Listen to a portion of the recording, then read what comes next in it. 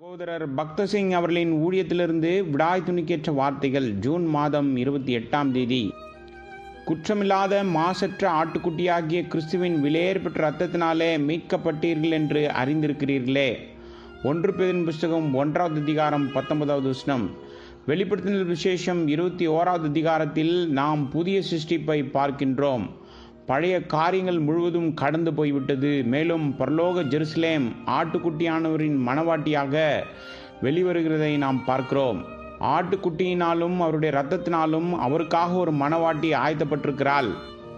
ஆட்டுக்குட்டியானவரின் ஜீவ புஸ்தகத்தில் பெயர் எழுதப்பட்டவர்களும் ஆட்டுக்குட்டியானவரின் வெளிச்சத்தில் நடப்பவர்களும் ஆட்டுக்குட்டியானவரை அஸ்திபாரமாக வைத்து கொண்டவர்களுக்கு மட்டுமே சொந்தமானது இந்த நகரம். புதிய சிருஷ்டிப்பின் முழு ஆயத்தமும் ஆட்டுக்குட்டியானவரால் மட்டுமே என்பதுதான் கருப்பொருள். கர்த்தருடைய ஜீவன் அவருடைய இரத்தத்தில் இருக்கிறது. அந்த இரத்தத்தினால் மட்டுமே நாம் சுத்திகரிக்கப்பட்டு கழுவப்பட்டு சுத்தமாக்கப்பட்டோம். இதனால்தான் கேருபீன்கள் எப்போதும் கிருபாசனத்தில் இரத்தத்தை பார்க்கிறது. யாத்ராமத்தின் புஸ்தகம் 25வது அதிகாரம் 18லிருந்து 21வது வசனம் வரை பேழையை பற்றி நாம் வாசிக்கின்றோம்.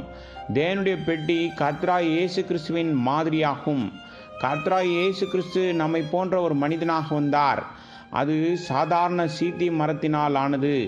தேக்கு மரத்தினாலோ ரோஸ் மரத்தினாலோ ஆனதல்ல. சீத்தி மரம் உலகின் ஒவ்வொரு பகுதியிலும் காணப்படுகிறது.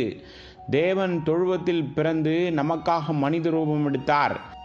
இதுதான் சீத்தி மரத்தின் பொருள். பேழை உள்ளேயும் வெளியேயும் பொன்னினால் மூடப்பட்டிருந்தது என்று நாம் வாசிக்கின்றோம்.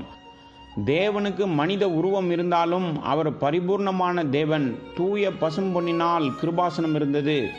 இதே பொன்னினால் 2 கேருபீன்கள் இருந்தது. கர்த்தராகிய இயேசு கிறிஸ்துவின் அதே ஜீவன் அவருடைய ஜனங்களுக்கும் கொடுக்கப்பட்டிருக்கிறது என்று இவைகள் நமக்கு சொல்கிறது. இந்த 2 கேருபீன்களும் சபையை குறித்து பேசுகிறது. ஒருபுறம் யூதர்கள் மற்றும் மறுபுறம் புறஜாதிகள் இருவரும் எவ்வாறு ஒரே ஜீவனின் பங்காளிகளாக மாற்றப்படுகிறார்கள் என்பதை காட்டுகிறது. தேவன் மோசேயிடம் சொன்னார், 2 கேருபீன்கள் நடுவிலிருந்து நான் உன்னோடு கூட பேசுவேன். வசனம் 22. எபேசியருக்கு நிருபம் 1வது அதிகாரம் 23வது வசனத்தில் தேவனுடைய பரிபூர்ணம் சபையில் இருப்பதை நாம் பார்க்கின்றோம். அதில் கேருபீன்கள் ஒரு எடுத்துக்காட்டாக இருக்கின்றது. நாம் அனைவரும் ஒன்றாக இருக்கின்றோம். ஏனென்றால் நாம் பகிர்ந்து கொள்ளும் ஜீவன் ஒரே ஜீவன். இரத்தம் தெளிக்கப்பட்ட கிருபாசனத்தை கேருபீன்கள் முகங்கள் தொடர்ந்து பார்த்தது. நாமும் இரத்தத்தின் மீது கண்களை வைத்திருக்க வேண்டும். தேவன் கேருபீன்களுக்கு இடையிலிருந்து நான் உன்னோடு பேசுகிறேன், உன்னை சந்திப்பேன் என்று சொல்லிக் கொண்டிருந்தார். இவைகள் இரத்தத்தின் காரணமாக மட்டுமே சாத்தியமானது. கிருபாசனத்தில் இரத்தம் இல்லாதிருந்தால் தேவன் இருந்திருக்க மாட்டார். இரத்தம் தெளிக்கப்பட்ட இடத்தில் மட்டுமே தேவனோடு தொடர்பு கொள்ள முடியும். அப்பொழுது தேவனுடைய மகிமை இறங்கி கேருபீன்களுக்கு நடுவிலிருந்து பேசினார். நாமும் ஆட்டுக்குட்டியானவர் இரத்தத்தின் மூலம் மட்டுமே தேவனோடு பேச முடியும். தேவனுடைய நித்திய சிந்தனைகள் அனைத்தும் ஆட்டுக்குட்டியானவரால் மட்டுமே வெளிப்படுத்தப்படும். இந்த இரத்தத்தின் பிரசங்கம் வேதத்தில் உள்ள எல்லாவற்றையும் விட அதிகமாக விமர்சிக்கப்படுவதை நீங்கள் காணலாம். பிசாசு தான் இரத்தத்தால் தோற்கடிக்கப்பட போகிறேன் என்று அறிந்து அதற்காக பல தடைகளை கொண்டு வருவான்.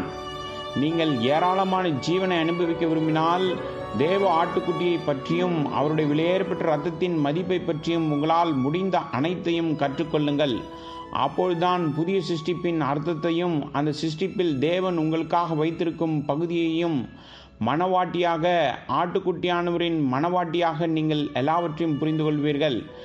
ஆட்டுக்குட்டியானவர் தனது மணவாட்டிக்கு ஆட்டுக்குட்டியானவரின் மணவாட்டி என்று தனது சொந்த நாமத்தை கொடுத்தார். இதுவே தேவனுடைய திருச்சபையின் மீதான அன்பின் மிக உயர்ந்த வெளிப்பாடாகும். இது ஒரு பரலோக ரகசியம், தெய்வீக அன்பின் ரகசியம். தேவனுடைய ஜீவனை முழுமையாக பகிர்ந்து கொள்வது மற்றும் அவருடைய புதிய சிருஷ்டிப்பில் ஒரு பகுதியாக மாறுவதும் அவருடைய முகத்தை பார்த்து அவருடைய மகிமையை பகிர்ந்து கொள்வதும் ஒரு மிகச்சிறந்த பாக்கியமாகும்.